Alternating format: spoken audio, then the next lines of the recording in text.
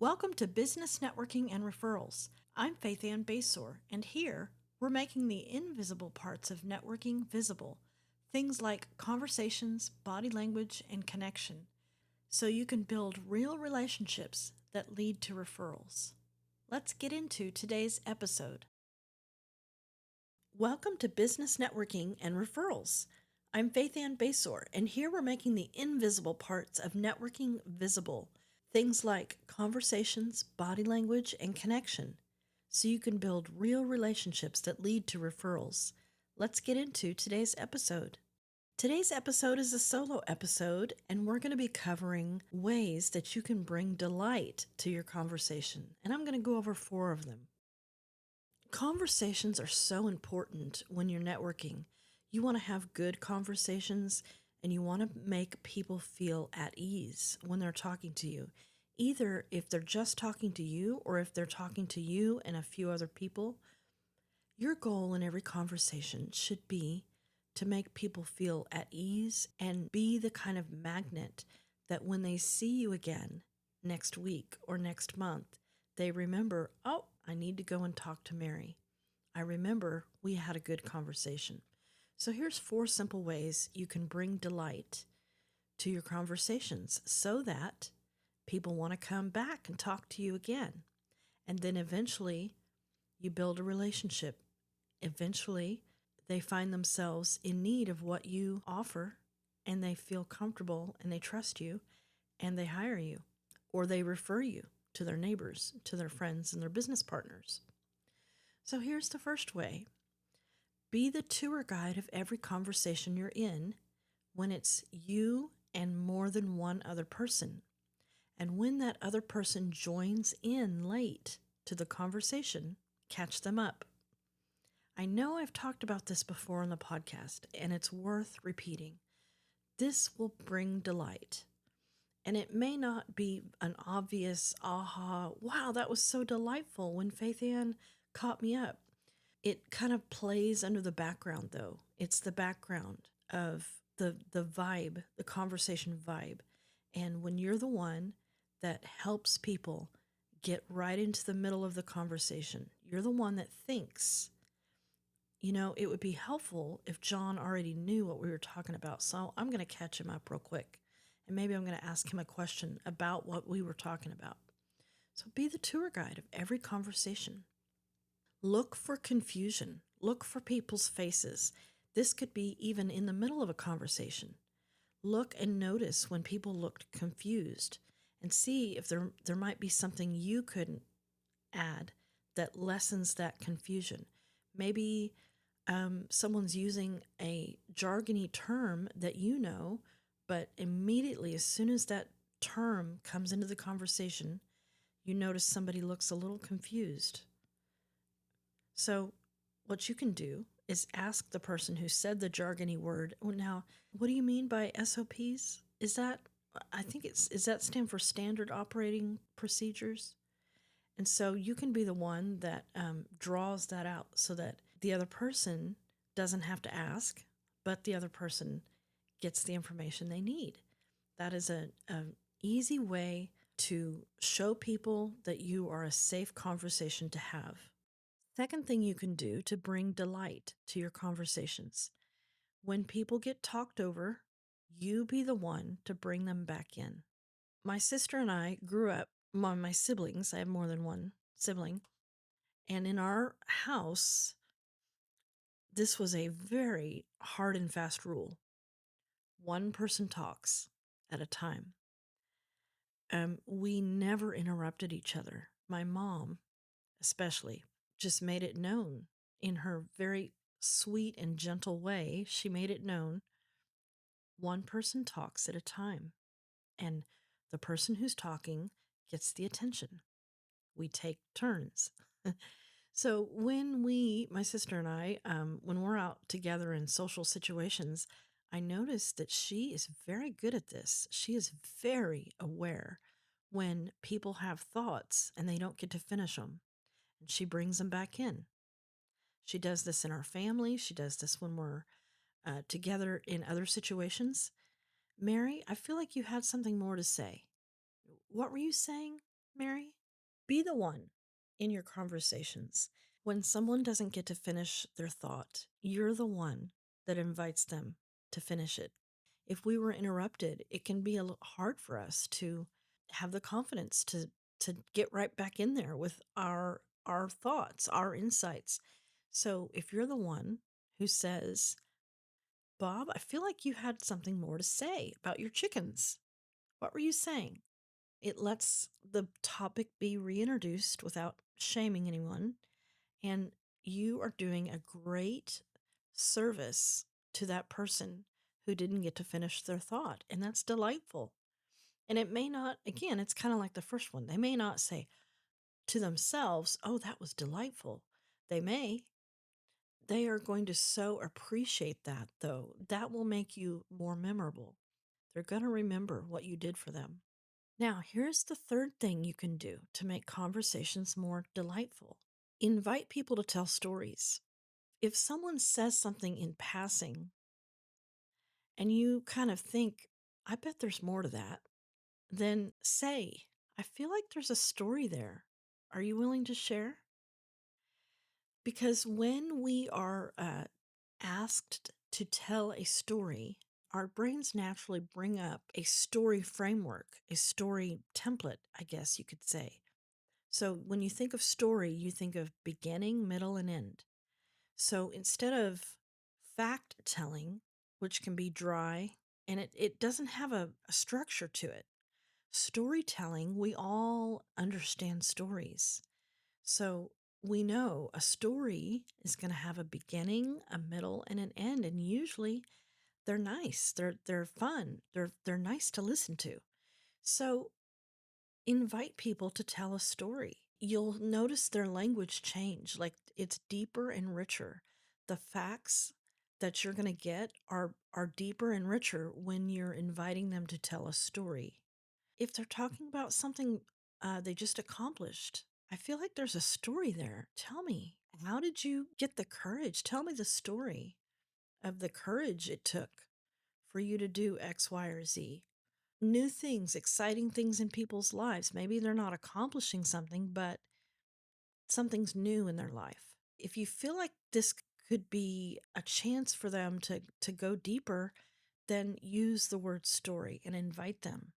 I feel like there's a story there. Would you like to share? Or maybe would you like to share maybe a little cheesy, but do tell. I feel like there's a story there. Do tell. And then they may say, "Oh, there's no real story. It's just that X, Y, and Z." And that's fine too. I mean, they may not want to play along, but if they do want to play along, you've just given them the invitation. And I don't know about you guys, but when I get invited to tell a story, I am very happy. I like telling stories. Okay, here's the fourth way to make conversations more delightful. When someone asks you a question and there's a story that you can tell, then say something like, "Oh, there's a story there. Is it okay to share?" So when you ask them, "Is it okay to share the story?" you get their buy-in. You kind of build that anticipation a little bit. "Oh, there's a story." And then I'm pausing to say, "Hey, can I get you bought into this idea that I'm about to tell a story?" And they're going to say yes. But it's just that little added extra layer of delight.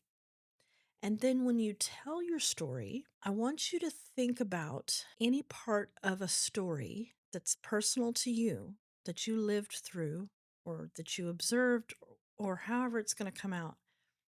Think of a part of it where you can say, "It was like," and then use an analogy. So this may be something that you may not have on the ready right now. Start thinking about it. Start thinking about what in your life would make a good story. And then play around with it, tell it to a few people, and see if there's not something that you can bring in. See if there's not some way that you can compare it to something common that everybody understands. And then use the phrase, "It was like." It makes your story more fun, easier to listen to, deeper, more memorable. Let me give you an example. I get asked all the time, how did you start the Networker's Tour Guide? This is my opportunity to tell my story about how I started the Networker's Tour Guide. So I tell the story. And in one part of the story, I talk about my BNI chapter. BNI stands for Business Network International, and how them asking me for residential window cleaning referrals, even though when we bought our first business, Window Cleaning Plus, it was primarily a commercial route. So even though it was primarily a commercial route, when I joined my BNI chapter, the very first referral I received was for a large residential home. And I didn't feel like I could say no. So when I tell this story, I say it was like I had been given the jersey, the baseball jersey in the major leagues, and I didn't want to let the team down. I say that I bring this analogy of being invited to be part of a business referral networking group. I compare it to being invited to the major leagues in baseball. So they give you the jersey. You can't say, well, guys, I'm sorry, I'm a little scared tonight. I'm a little nervous about my game. I don't know if I'm going to be able to make a home run. So I think I'll just stay home tonight. But you guys go ahead. Best of luck to you. Like, you wouldn't say that. If you're on the team, you're going to step up. So I say that when I tell my story about being part of my BNI chapter, and I feel like I had to say yes to a job that I wasn't comfortable yet doing because they had let me in the group. And so that story leads to how the residential window cleaning kept us afloat during COVID when we lost much of our commercial route. And that residential side of our business would not have been established if it hadn't been for 2 years earlier. The people in my BNI chapter and the other networking I was doing, those people wanting us to do residential window cleaning and feeling the obligation. So the reason why I want to help other people network better and grow their businesses through referrals is because I feel like I owe it. Networking, the concept of networking and that accountability kept us in business. And so as a thank you, I want to give back, and I want others to feel more comfortable talking about their businesses. I want to make the invisible visible.